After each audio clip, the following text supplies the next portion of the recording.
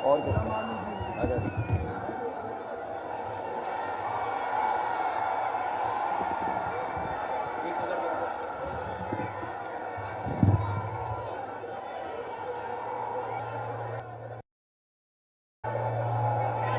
Doctor Sadanand Singh ji, Arvind Yadav, Minhaj Amit Singh, Javed आबदी और बड़ी संख्या में हमारे सभी समाजवादी पार्टी के नेता कार्यकर्ता और उस मंच पर बैठे हुए सभी हमारे जिम्मेदार नेता कार्यकर्ता, इस चुनावी जनसभा में उपस्थित हमारे सभी आदरणीय बुजुर्ग, किसान भाई, बुनकर, माताएं, बहनें और बड़ी संख्या में नौजवान साथी पत्रकार बंधु, मैं सबसे पहले आप सबका बहुत बहुत धन्यवाद और आभार प्रकट करना चाहता हूं। मैं देख रहा हूं मंच के चारों तरफ और पूरा मैदान हमें भरा दिखाई दे रहा है। जहां तक मैं यहां से पीछे तक देख पा रहा हूं, हमें सर ही सर दिखाई दे रहे हैं। जो ऊंची बिल्डिंग बनी है, वहां हर फ्लोर पे हमें लोग दिखाई दे रहे हैं और सबसे ऊंचा हमें झंडा समाजवादियों का लहराता दिखाई दे रहा है। पेड़ों पे भी नौजवान हमें दिखाई दे रहे हैं। आगे से लेकर के पीछे तक जो पेड़ों पर नौजवान खड़े हमें दिखाई दे रहे हैं। मैं आज कह सकता हूं कि इस बार गाजीपुर पूरे पूर्वांचल में इतिहास लिखने जा रहा है। मैं सबसे पहले गाजीपुर की इस धरती को नमन करता हूं और ये वीरों की धरती, जिसने न जाने कितने ऐसे नौजवान पैदा किए जो वर्दी पहन करके देश की रक्षा करते हैं और देश की रक्षा करते करते अपनी जान न्यौछावर की हैं। मैं उन सब नौजवानों को, उनके परिवारों को नमन करता हूं। साथ ही साथ इस धरती ने वीर हमीद जैसा बेटा भी पैदा किया है, जिसने दुश्मनों के मंसूबों पे पानी फेर दिया। ऐसी धरती से और जिस समय से मैंने चुनाव प्रचार शुरू किया है, आज गाजीपुर में पहला कार्यक्रम मैंने ओम प्रकाश राजभर जी की विधानसभा में किया था और गाजीपुर की लगभग सभी विधानसभाओं का जगह जगह कार्यक्रम करके आ रहा हूं। और जब गाजीपुर का आखिरी कार्यक्रम हो रहा है, तब भी हम ओम प्रकाश जी के लिए वोट मांगने आए हैं। ये लगता है ये जो डबल इंजन की सरकार है, उसको हमारे डबल ओम प्रकाश मिलकर के उनके झूठ की पटरी को उखाड़ फेंकेंगे। बताओ, झूठ की पटरी को उखाड़ फेंकोगे? वैसे तो गाजीपुर के किनारे से बहुत सारा हिस्सा गंगा मैया का है। यहां से पवित्र गंगा नदी बहती है। हम और आप लोग गंगा जल उठा करके सच बोलते हैं, लेकिन भारत की राजनीति में ऐसे भी लोग हैं जो गंगा जल में डुबकी लगा करके झूठ के अलावा कुछ नहीं बोलते। हम और आप लोग गंगा जल की कसम खा करके सच बोलते हैं कि नहीं बोलते हैं? और कुछ दल ऐसे हैं जिनके नेता गंगा जल में डुबकी लगा करके झूठ बोलते कि नहीं बोलते हैं? वैसे तो बीजेपी के लोग ये कहते हैं कि दुनिया में उनसे बड़ा दल कोई नहीं है, लेकिन 5 साल में इस डबल इंजन की सरकार को देखा है कि इनसे ज्यादा झूठ बोलने वाली पार्टी भी कोई नहीं है। और इन नेताओं के जब भाषण सुनोगे आप, जो देश के नेता आज यहां पर आ गए हैं बीजेपी के, कोई देश का नेता नहीं बचा जो नहीं यहां आ गया हो। सब नेता घूम रहे हैं और एक के बाद एक भाषण दे रहे हैं। उनके भाषण अगर सुनोगे तो आप सुना होगा, जो उनके छोटे नेता हैं वो छोटा झूठ बोल रहे हैं, जो बड़े नेता हैं वो बड़ा झूठ बोल रहे हैं, और जो सबसे बड़े नेता हैं वो सबसे बड़ा झूठ बोल रहे हैं। बताओ बीजेपी के लोग झूठ बोलते हैं कि नहीं बोलते हैं? याद कीजिए, इन्होंने यही कहा था कि सरकार बन जाएगी तो हमारे किसानों की आय दोगुनी हो जाएगी। यहां किसान भाई भी हैं और किसान परिवार के यहां बेटे भी खड़े हैं। बताओ आपके किसी के फसल की आय दोगुनी हो गई हो तो बता दो। किसी की पैदावार की आय अगर बीजेपी ने पिछले इतने वर्षों की सरकार में दोगुनी कर दी हो तो बता दो। और जब से ये सरकार में आए हैं, डीजल और पेट्रोल लगातार इसकी कीमत बढ़ती चली जा रही है। डीजल की कीमत बढ़ा दी और पेट्रोल की कीमत बढ़ा दी। बताओ आज पेट्रोल 100 के पार हो गया कि नहीं हो गया? और याद रखना, ये अगर दोबारा आ गए तो पेट्रोल 200 रुपए में खरीदना पड़ेगा आपको, 200 रुपए में। पहले तो ये खाद नहीं दे पाए, पहले तो ये खाद नहीं दे पाए, न डीएपी दिलवा पाए, और जब खाद भी दी तो बोरी में से 5 किलो की चोरी हो गई कि नहीं हो गई? कभी सोचा आपने ये बीजेपी के लोग 5 किलो की चोरी कहां से सीखे हैं? कभी आपने ध्यान दिया 5 किलो की चोरी? आप में से बहुत सारे लोगों ने पार्ले जी का बिस्किट खाया होगा, उसका पैकेट भी देखा होगा। याद कीजिए, पहले पैकेट इतना बड़ा आता था। जैसे जैसे महंगाई बढ़ी है और उन्होंने मुनाफा कमाना शुरू किया, बताओ पैकेट छोटा हो गया कि नहीं हो गया? पहले इतना बड़ा पैकेट था, आज इतना पैकेट मिल रहा है कि नहीं मिल रहा है?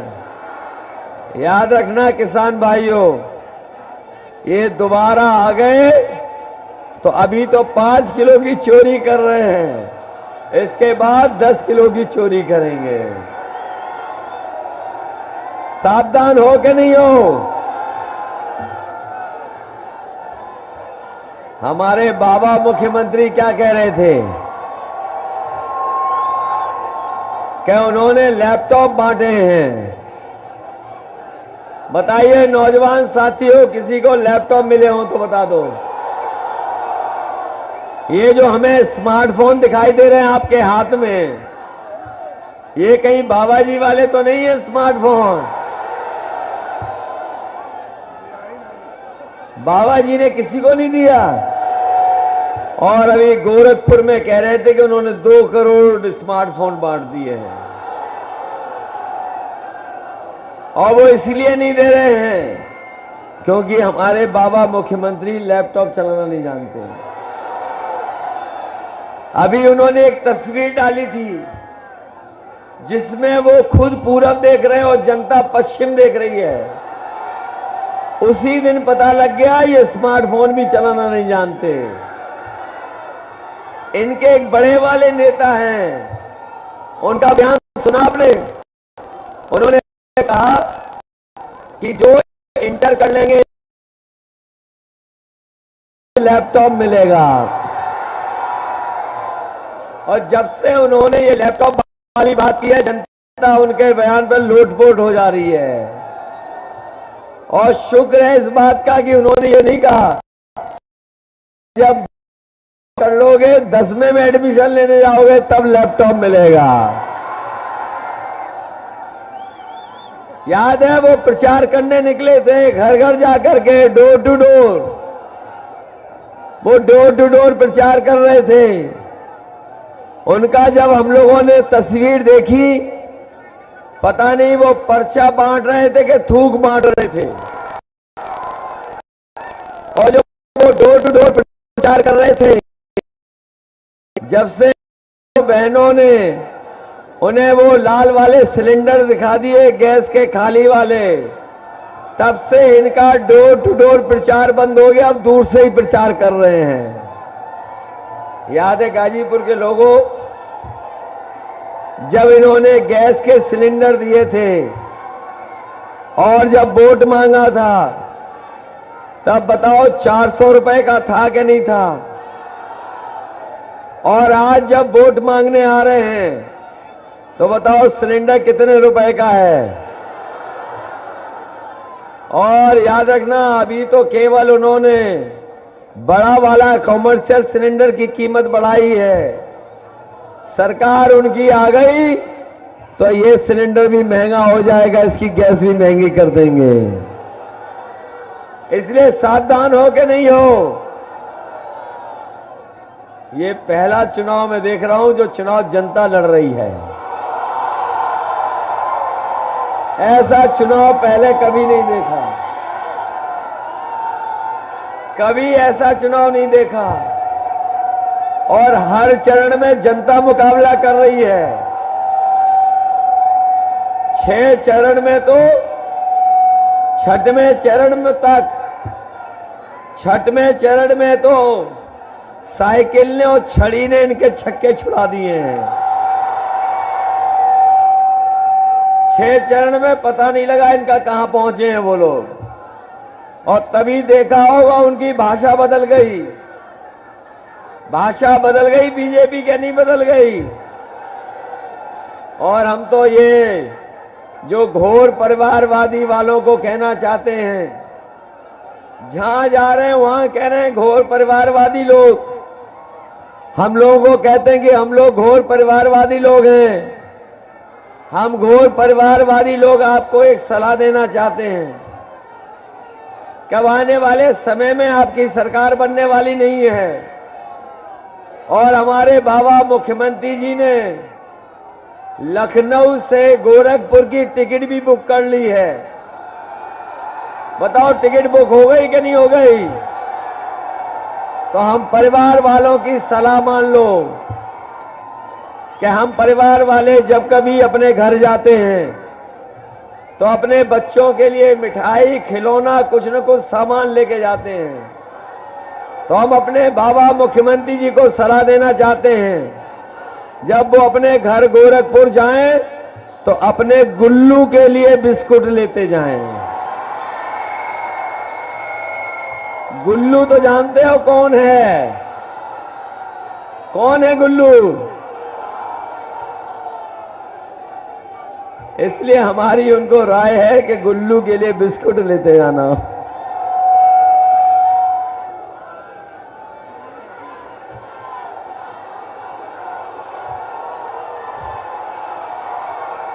ये तो कमाल का चुनाव है आपका। ये तो लगता है लाखों वोट से जिताने वाले हो इस बार।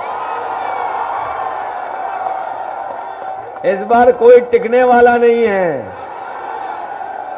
बताओ कोई टिक रहा है साइकिल के सामने? और तभी देखा होगा आपके बाबा मुख्यमंत्री कह रहे हैं कि हम सुबह 12 बजे सो के उठते हैं। और जब से उन्होंने 12 बजे सो के उठने की बात की है, हम भी उनके घर पे आजकल नजर रखते हैं। और आजकल शाम को देख रहा हूं कि धुआं उड़ता नजर आता है वहां पर।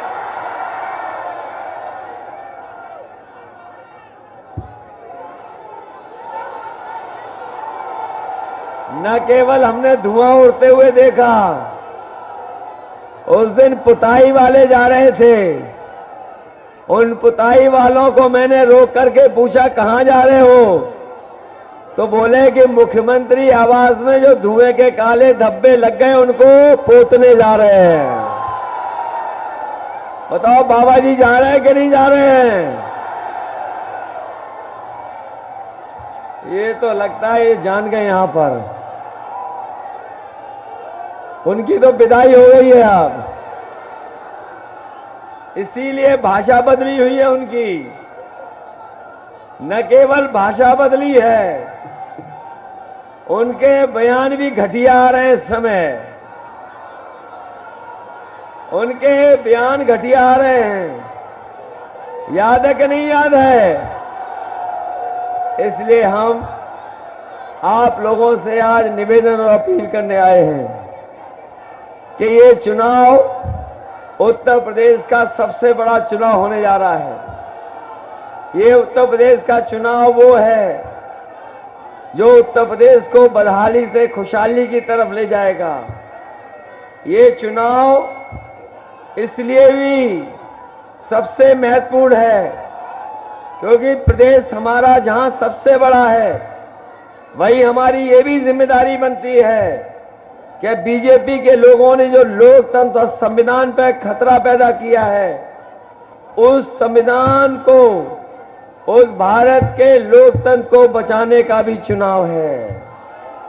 इसलिए हम आपसे कहना चाहते हैं, पिछले 5 साल में बीजेपी ने न जाने कितने ऐसे फैसले लिए हैं जिससे हमारा उत्तर प्रदेश पीछे चला गया। आज किसान बर्बाद हो गया, नौजवान के हाथ में नौकरी रोजगार नहीं। नौकरी रोजगार किसी नौजवान के हाथ में नहीं है। कहने को तो सरकार बड़े बड़े विज्ञापन लगवा रही है, लेकिन सच्चाई और जमीन पर देखो तो हमारे नौजवानों को नौकरी और रोजगार नहीं मिला है। अगर कोई आंकड़े जानता है तो वो जानता होगा कि आज उत्तर प्रदेश में 11 लाख पद खाली हैं जो नहीं भरे गए हैं। हम अपने नौजवानों को भरोसा दिलाते हैं, समाजवादी सरकार बनेगी तो 11 के 11 लाख पदों को भर करके अपने नौजवानों को नौकरी देने का काम होगा। न केवल 11 लाख पद भरे जाएंगे, बल्कि हम ये भी कहना चाहते हैं, जो गर्मी निकालने की बात कह रहे थे, समाजवादी सरकार बनेगी तो फौज की भर्ती निकलवाने के लिए सरकार काम करेगी। फौज की भर्ती के साथ साथ अपने नौजवानों को पुलिस में भी भर्ती देखने को मिल जाए तो नौजवानों को पुलिस में भी भर्ती कराएंगे। इधर आपने देखा होगा पिछले 3 साल में हमारे बच्चों की पढ़ाई बिल्कुल बर्बाद हो गई और कोई पढ़ाई नहीं हो पा रही है। बच्चे पढ़ नहीं पा रहे, जो हमारा भविष्य है।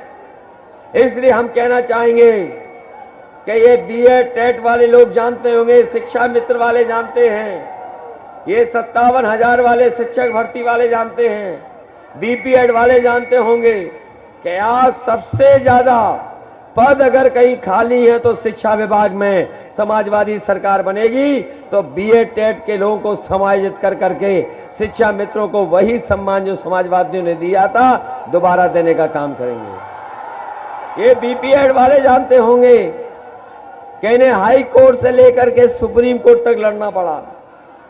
सरकार ने 5 साल इन्हें दौड़ाया है, ये लड़ते रहे, इनके न्याय नहीं मिला। हम बीपीएड के लोगों को भी कह के जा रहे हैं, समाजवादी सरकार बनी थी, जो नौकरी निकाली थी उन जगह को भरने का काम समाजवादी सरकार में होगा। ये भरोसा है कि नहीं है? ग्राम रोजगार सेवकों, आपकी भी मदद करने का काम समाजवादी सरकार में होगा। ये उत्तर प्रदेश की जो पुलिस भर्ती 2013-2016 वाली, उसमें तमाम हमारे नौजवान रह गए जिनको मौका नहीं दिया सरकार ने। तमाम अनियमितताएं, तमाम इनके साथ अन्याय हुआ है, इन लोगों की मदद करने का काम भी समाजवादी सरकार में होगा, जिससे ये नौजवान भी नौकरी और रोजगार पा जाएं। इसलिए मदद करोगे आप लोग। मैं अपने नौजवानों से कहना चाहता हूं कि जो लोग एनसीसी का सर्टिफिकेट पाए हैं, ए सर्टिफिकेट, बी सर्टिफिकेट और सी सर्टिफिकेट, अगर हम लोगों को सरकार में उनको नौकरी में प्राथमिकता देनी होगी तो भर्ती में प्राथमिकता देने का काम भी सरकार में होगा। अब तो चुनाव में कोई समय नहीं बचा है। बताओ, कोई समय बचा हो चुनाव में तो बता दो।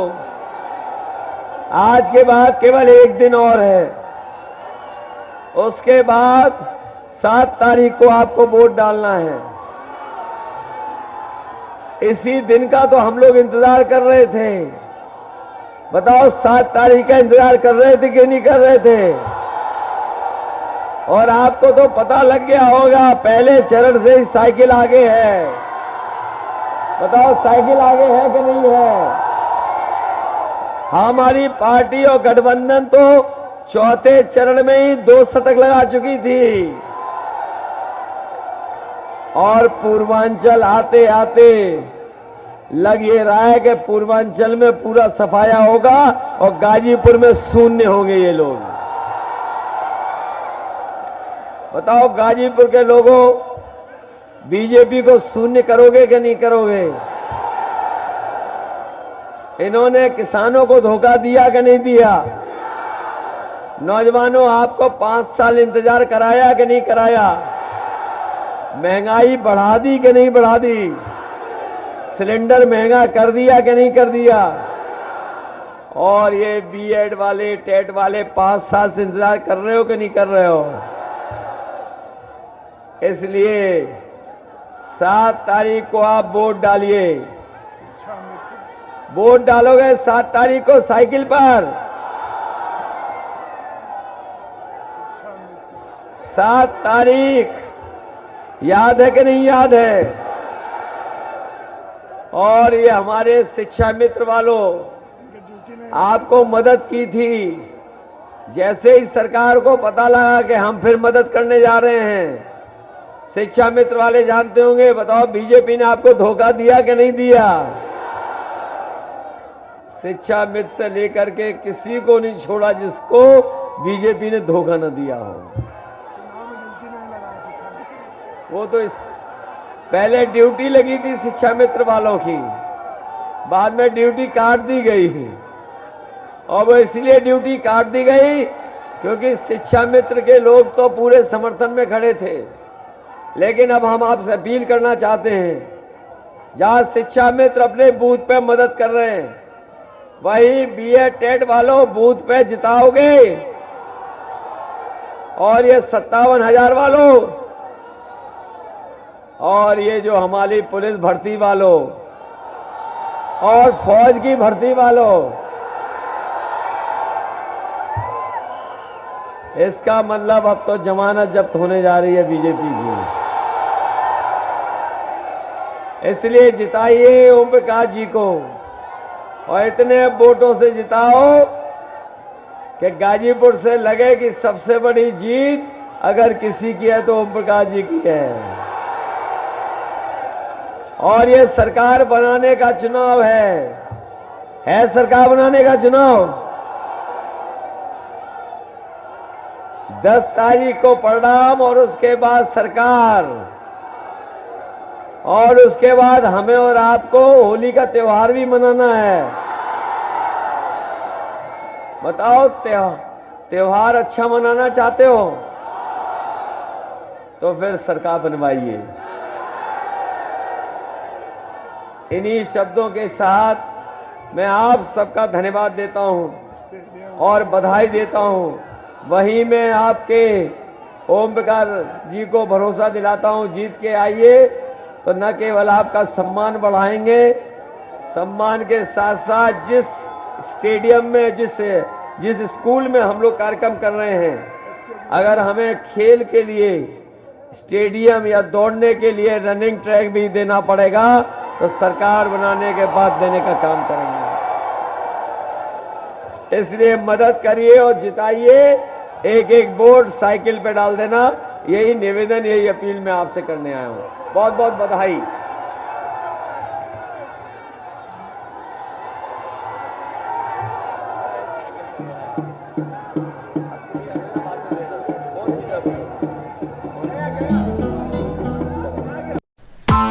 Press the bell icon on the YouTube app and never miss another update.